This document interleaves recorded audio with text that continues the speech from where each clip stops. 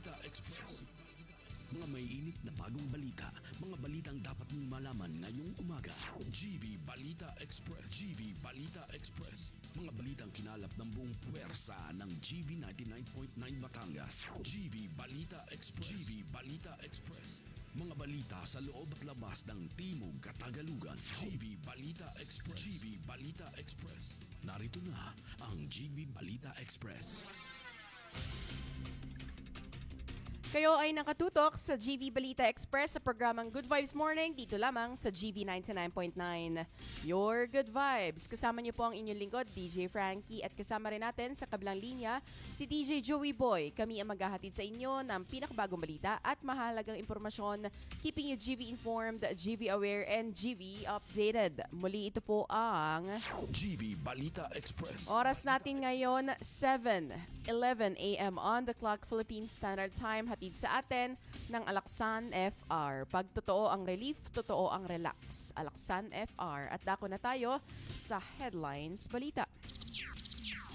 Former DPWH Secretary Bonoan balik Pilipinas na. Russian vlogger na si Vitaly persona non grata na sa Pilipinas. Atong ang posible umanong nasa abroad na ayon sa whistleblower. Online seller patay matapos ang cosmetic surgery sa Santo Tomas City, Batangas. Dating empleyado huli sa carnapping ng service van sa Malvar, Batangas. Lalaki sa Bai, Laguna nagpakamatay dahil umano sa depresyon. Dating konsehal ligtas matapos mahulog ang jeep sa 80 talampakang bangin sa Batangas City. At Bagyong Ada, tuluyang humina dahil sa hanging amihan. Typhoon signal sa mga lugar tinanggal na. Para sa ating detalye ng balita, former DPWH Secretary Bonoan balik Pilipinas na. Para sa detalye, DJ Joey Boy, ibalita mo. GV Balita Express. DJ Frankie, nagbabalik na sa bansa si dating DPWH Secretary Manuel Bonoan matapos ang kanyang biyahe sa Taiwan. Ang pagdating ng dating kalihim ay kinumpirma mismo ng Bureau of Immigration sa gitna ng mga kinakaharap nitong investigasyon kaugnay ng flood control anomalies. Lula ng China Airlines mula Taipei, Taiwan, lumapag sa Ninoy Aquino International Airport nitong linggo, January 18, si dating DPWH Secretary Bonoan. Ayon sa Bureau of Immigration o BI, mag-isa lang ang dating kalihim nang dumating ito sa bansa. Agad namang ipinagbigay alam ni Immigration Commissioner Joel Anthony Viado sa Department of Justice ang pagbabalik ni Bonoan. Mahalaga ang presensya ng dating kalihim dahil kasalukuyan itong nasa ilalim ng Immigration Lookout Bulletin Order o ILBO ng DOJ. Nagugat ang nasabing kautusan sa mga isyong may kaugnayan sa mga umano'y flood control anomaly sa ilalim ng kanyang termino.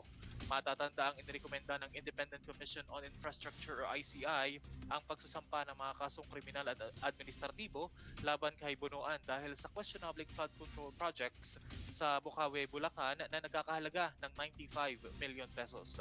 Ayon pa sa ICI, malaki ang maitutulong ng pagbabalik ni Bonoan upang mausad at mabigyang linaw ang nagpapatuloy na investigasyon.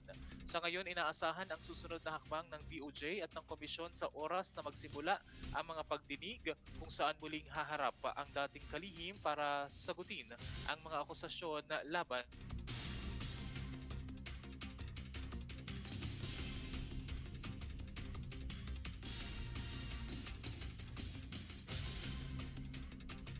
DJ Joey Boy.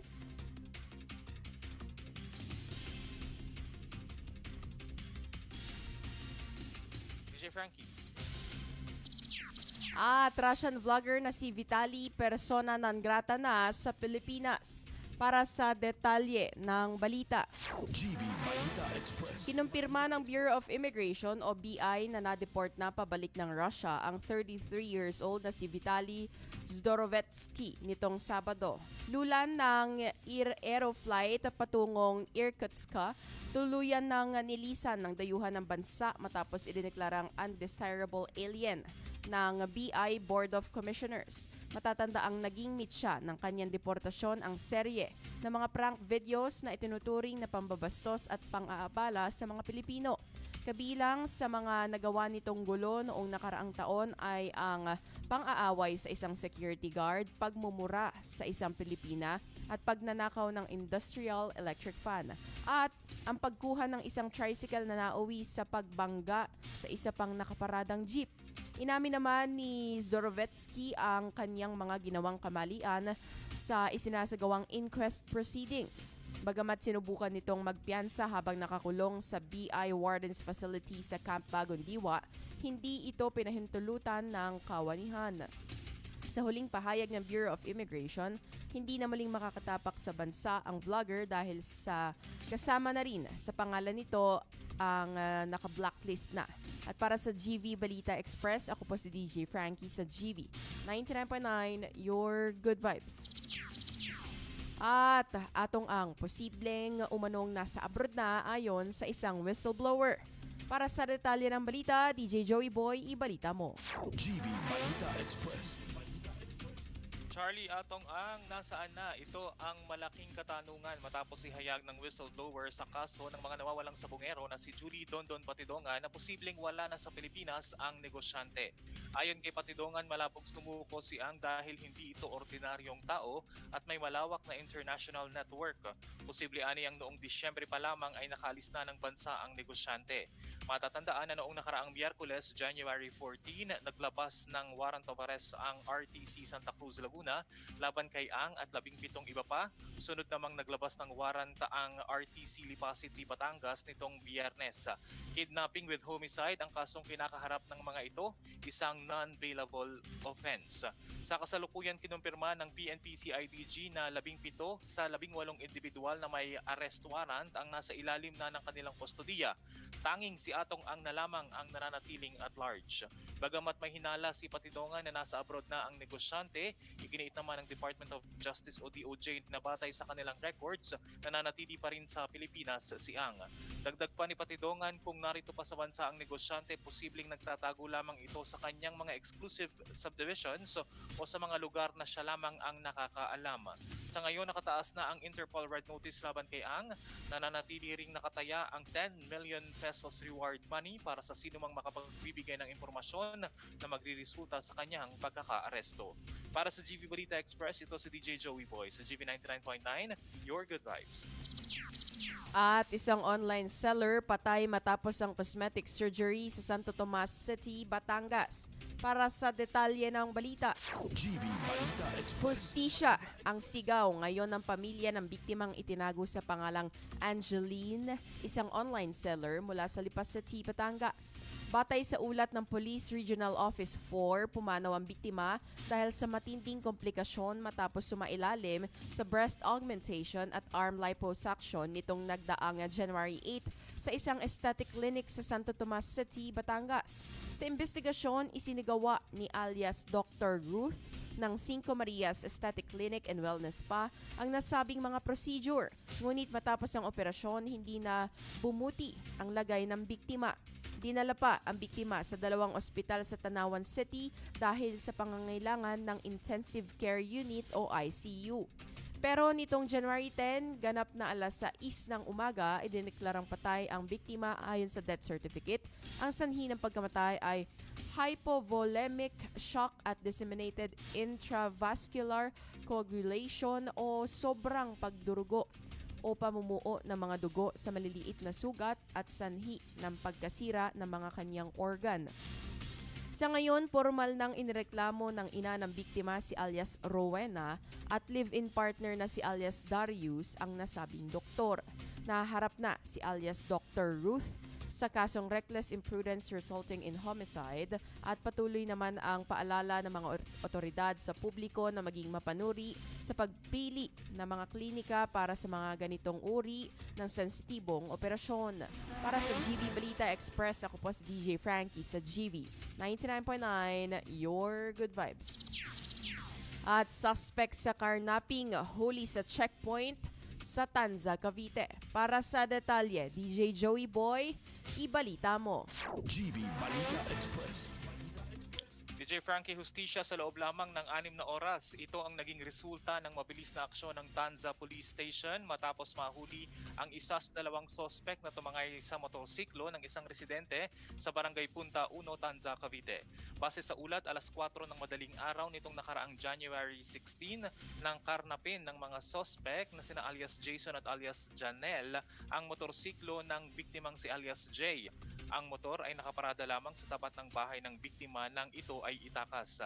Hindi nag-aksaya ng panahon ng biktima na agad mag-report sa barangay na mabilis namang nakipag-ugnayan sa kapulisan.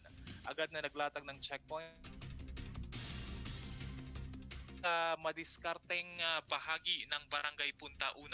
Pagdating ng alas 10 ng umaga, eksaktong 6 na oras matapos ang nakawan, nasabat ng mga operatiba ang isa sa mga sospek habang sakay mismo sa karnap na motorsiklo. Nang hanapan ng kaukulang dokumento, walang maipakita ang sospek kaya agad itong pinaligiran at inaresto ng mga pulis.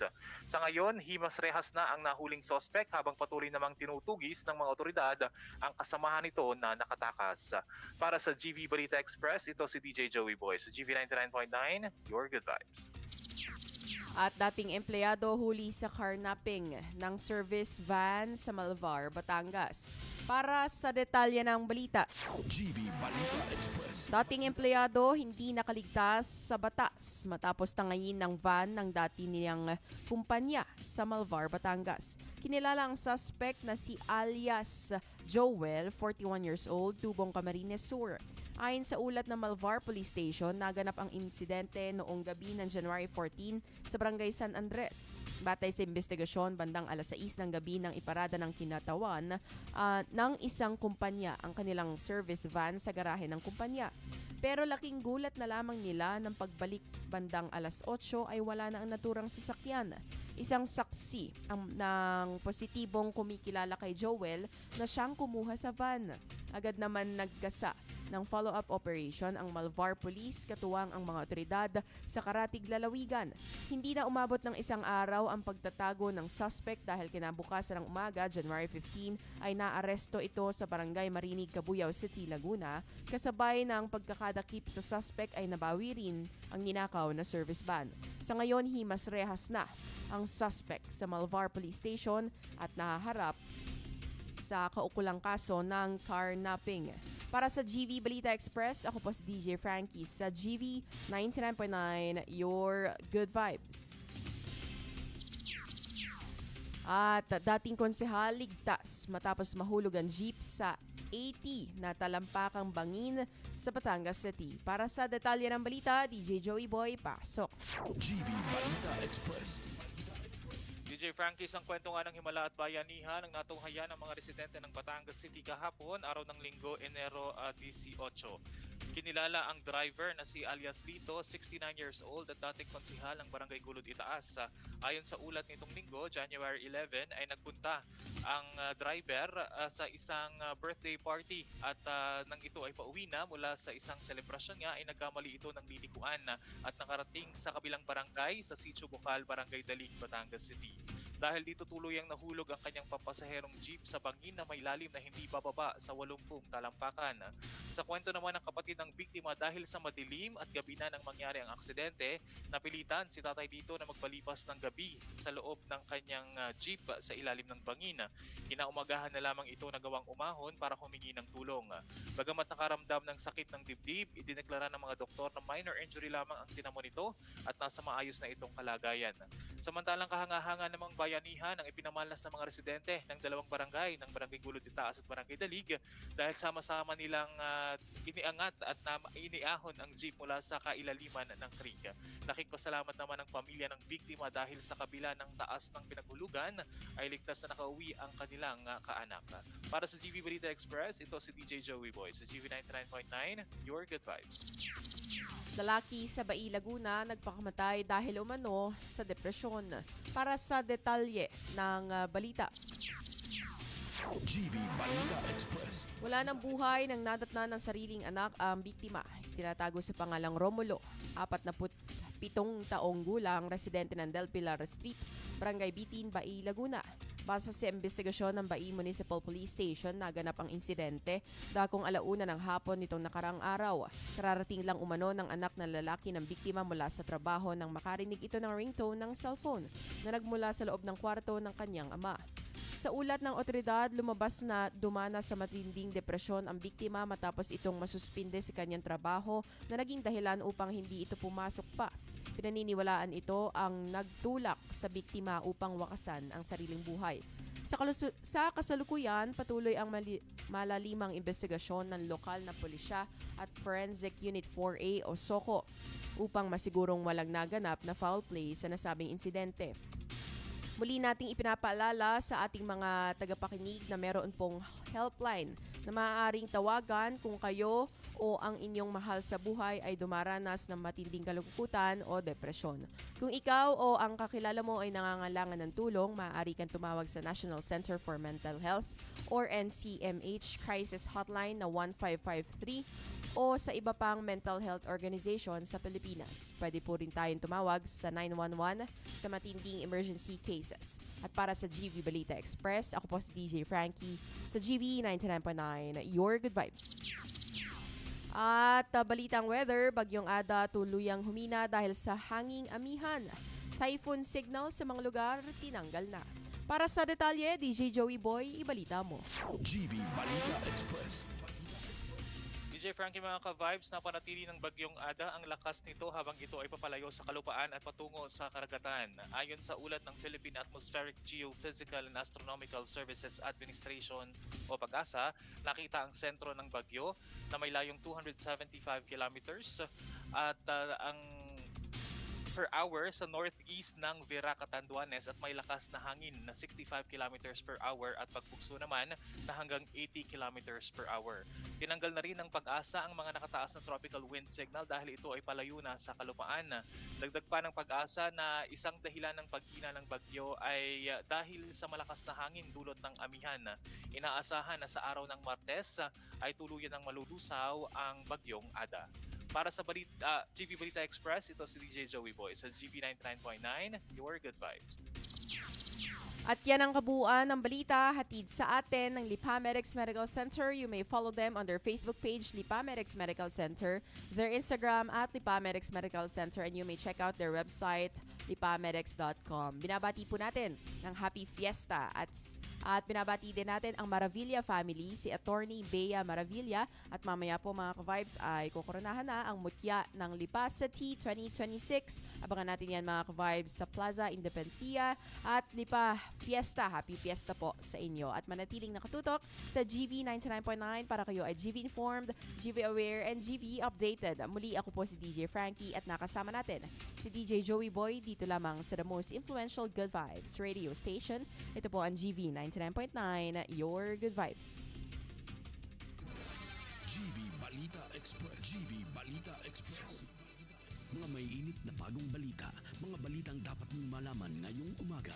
GV Balita Express. GV Balita Express. Mga balitang kinalap ng buong puwersa ng GV 99.9 Batangas. GV Balita